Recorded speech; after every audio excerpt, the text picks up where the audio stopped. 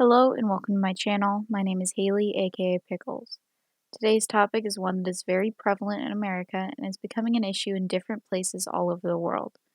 If you hadn't guessed, today's topic is obesity. I will be looking at the causes, conditions, and connotations surrounding obesity.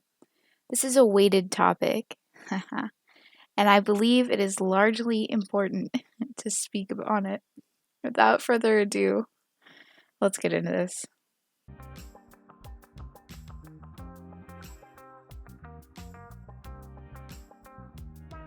Topic number 1, genetic roleplay. The most notable excuse, yes, excuse, that people have for being overweight or obese is, it's in my genes. Yes, Karen, your genes not fitting has very little to do with your mother. So for this first segment, I will be taking the time to look at how your genetics truly contribute to your weight. On my channel, I like to use reputable sources, and I will be taking information from the CDC. To directly quote the CDC, science shows that genetics plays a role in obesity. Genes can directly cause obesity in specific disorders such as Bardet-Biedl syndrome and Prader-Willi syndrome. This is obvious. Your genetic makeup can make you more susceptible to diseases such as the previously mentioned ones. Don't misunderstand this statement, though. After this, the CDC goes on to talk about how genes and behavior are needed for someone to be overweight. To be obese, they state that multiple genes and emphasis on the "and" outside factors cause obesity. These outside factors are an abundance of food and little physical activity. An abundance of food not only relates to the consumption in large quantities, but food that is generally high in fats, sodium, sugar, and cholesterol. This in conjunction with little to no activities that effectively raise the heart rate. Those who are obese may lack regular participation in activities such as jogging, running, swimming, or biking.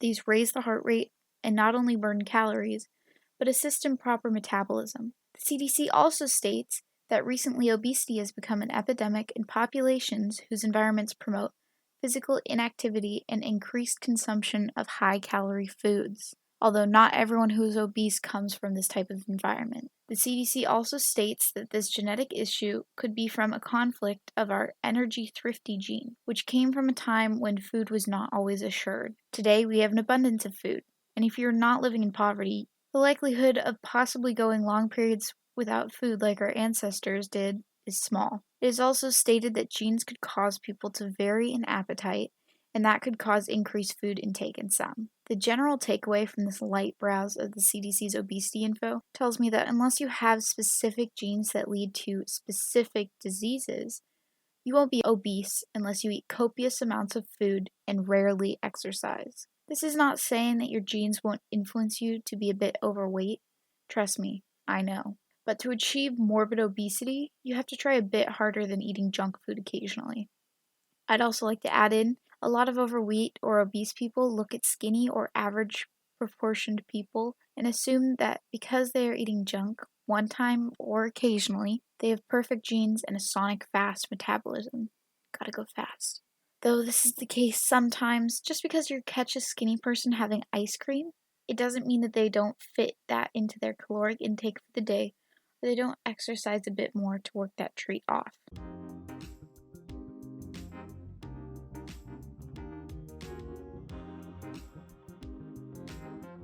Topic number 2, health conditions associated with obesity.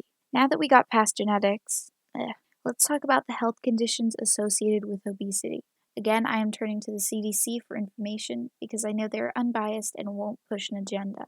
The direct list from the CDC is hypertension, dyslipidemia, type 2 diabetes, coronary heart disease, stroke, gallbladder disease, osteoarthritis, sleep apnea and breathing problems, several types of cancer, low quality of life, mental illnesses such as clinical depression, anxiety, and more, and body pain and difficulty functioning. Now, I would like to note that different medications can cause weight gain. That's a long list. Before I move on, let's break down the conditions on the list that aren't commonly spoken about. Dyslipidemia. This is also known as high cholesterol.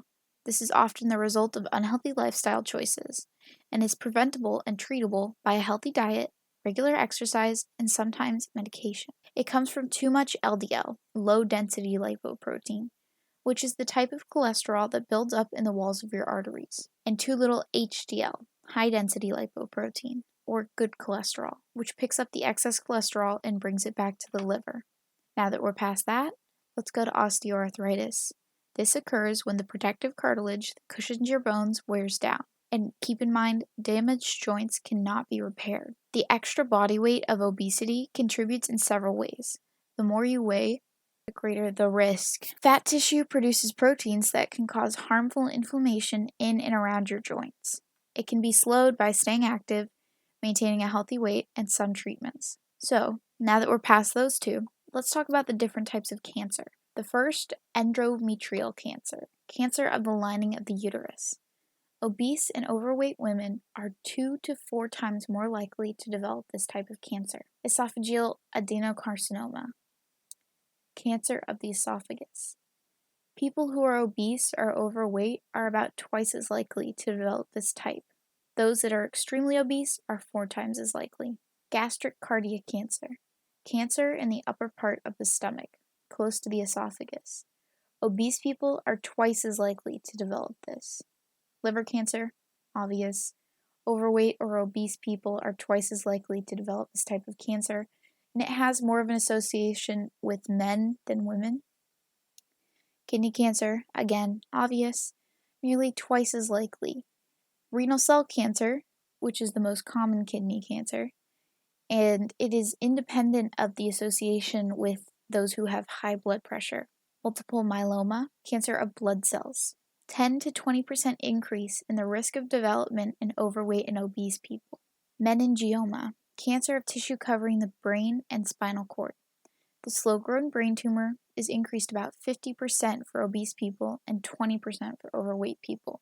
Another, pancreatic cancer, cancer of the pancreas. Overweight or obese people are 1.5 times as likely to develop pancreatic cancer. And colorectal cancer, cancer of the colon and rectum. About 30% more likely to develop colorectal cancer. And there are about 4 more recorded, but this is kind of sad at this point. Why risk developing all of these issues? Is having crap for you food every day and not moving your body worth it? If your answer is yes, prepare to have a short, miserable life. Eating all the crap you want without exercising won't make you happy. It'll just make your life short. Why not just eat, exercise, and have junk in moderation?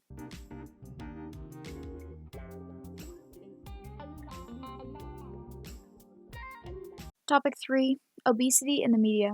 After that long, depressing list of conditions, let's talk about how the media portrays obesity. Several years ago, the body positivity movement started with the goal of making people comfortable in their bodies, even if they were overweight. I'm not saying it would be righteous to hate all obese people, but glorifying severe obesity for those without the true underlying conditions may promote or normalize morbid obesity, and for people to continue living a truly unhealthy lifestyle. Over the years, it has morphed into a way for obese and severely overweight people to justify their poor eating habits. It has also been a way for overweight or obese people to attack those who oppose them because it is fat shaming. I personally think that it is real, but so is skinny shaming and ugly shaming. This also brings up the topic of skinny privilege. Now, I'm not the best candidate to talk about privilege. I am a white, young female. But I do recognize when people are taking things a bit too far. Now, obviously, someone who is thinner will be thought of as healthier, but it's safe to say that not all skinny people immediately look healthy. I don't exactly believe there is such a thing, because I think privilege arises from factors that you can't completely control. And you wanting to eat a bag of Cheetos every day is definitely something you can control. I do know that depending on looks, people treat others differently, but this is definitely more skewed towards beauty rather than body. Stop blaming others for things that you can control.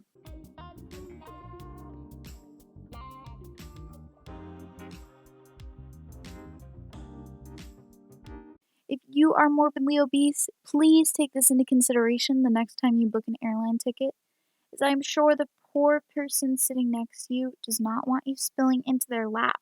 I'm just kidding. But seriously, if you think that promoting obesity is okay, just look at the long list of health issues associated. Stop trying to rope in naive, insecure kids and teens, and work on yourself a bit more. If you really need everyone to accept the fact that you're 300 to 400 pounds, are you really confident? That is all I have to offer you cool cats today. I hope it was satisfactory. Peace out, and good night, peasants. Eat your veggies. Sam made me say that. Please don't hate me.